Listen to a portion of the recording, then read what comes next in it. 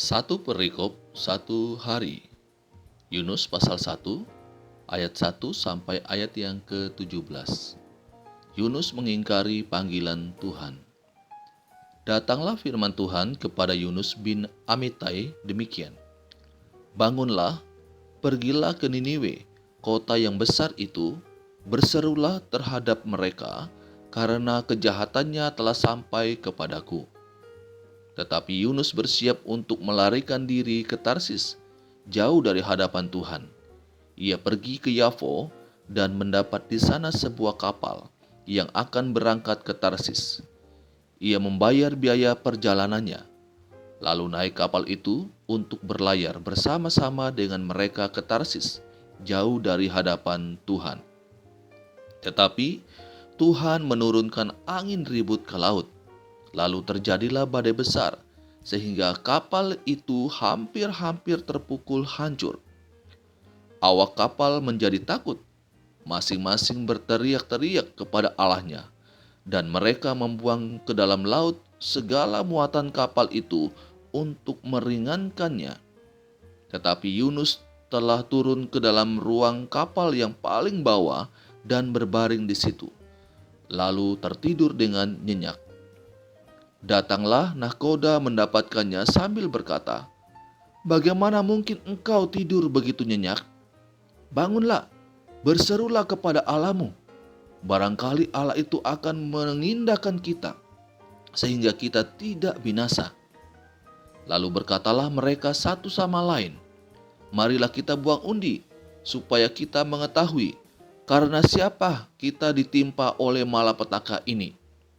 Mereka membuang undi, dan Yunuslah yang kena undi. Berkatalah mereka kepadanya, "Beritahukanlah kepada kami, karena siapa kita ditimpa oleh malapetaka ini?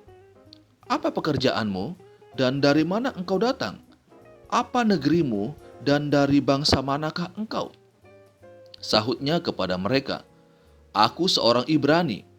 Aku takut akan Tuhan, Allah yang empunya langit, yang telah menjadikan laut dan daratan." Orang-orang itu menjadi sangat takut, lalu berkata kepadanya, "Apa yang telah kau perbuat?" Sebab orang-orang itu mengetahui bahwa ia melarikan diri jauh dari hadapan Tuhan.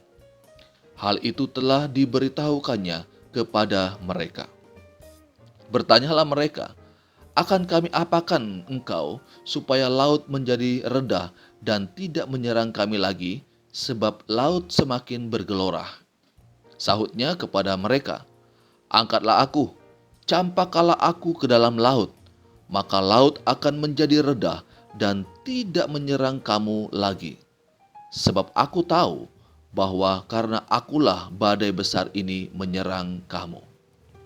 Lalu berdayunglah orang-orang itu dengan sekuat tenaga untuk membawa kapal itu kembali ke darat. Tetapi mereka tidak sanggup, sebab laut semakin bergelora menyerang mereka. Lalu berserulah mereka kepada Tuhan, katanya, "Ya Tuhan, janganlah kiranya Engkau biarkan kami binasa karena nyawa orang ini, dan janganlah Engkau tanggungkan kepada kami darah orang yang tidak bersalah, sebab Engkau, Tuhan, telah berbuat seperti yang Kau kehendaki." Kemudian mereka mengangkat Yunus, lalu mencampakkannya ke dalam laut, dan laut berhenti mengamuk. Orang-orang itu menjadi sangat takut kepada Tuhan, lalu mempersembahkan korban sembelihan bagi Tuhan, serta mengikrarkan nazar.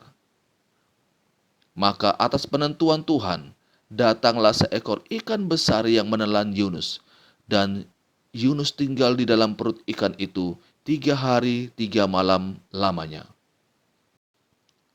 Saudaraku, kitab Yunus ini dibuka dengan panggilan Tuhan kepada Yunus. Tuhan memanggilnya untuk pergi ke Niniwe memberitakan berita pertobatan, karena dikatakan bahwa kejahatan mereka telah sampai kepada Tuhan.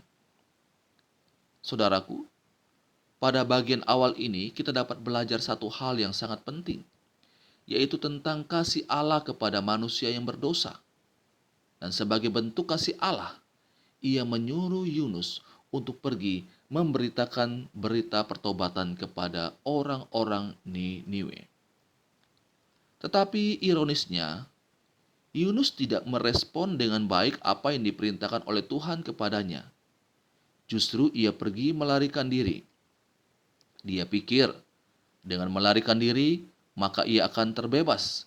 Dia akan jauh dari jangkauan Allah. Saudara, sikap Yunus ini sangat bertentangan dengan apa yang dia ketahui tentang Tuhan.